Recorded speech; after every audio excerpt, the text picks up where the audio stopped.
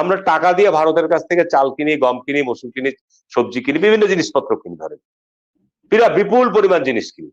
ইতিমধ্যে আপনি লক্ষ্য করেছেন যে আমরা যদি ভারতের কাছ থেকে সত্যি কেনাকাটা বন্ধ করে দিই, আমরা ভারত থেকে যে নিম্নমানের জিনিস নিয়ে আসতাম, আমরা ওই টাকা দিয়ে আমরা অন্য এলাকা থেকে, অন্য দেশ থেকে আমরা আরো উন্নত মানের জিনিস নিয়ে আসতে পারবো, এবং সেটা আমাদের সামর্থ্য আছে। সেটা আমাদের সামর্থ্য আছে।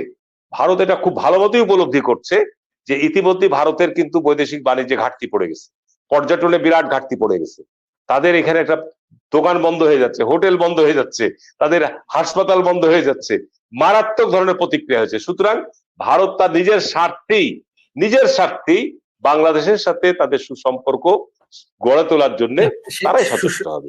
হারুন ভাই, সেই সুসম্পর্ক স্থাপনের ক্ষেত্রে বেশিরভাগ কিন্তু আমরা যে সংবাদ মাধ্যমের মাধ্যমে কিন্তু প্রভাব বিস্তার করে প্রত্যেকটা দেশের কূটনীতিক অঙ্গনে, ভারতের গণমাধ্যম কিন্তু সেখানে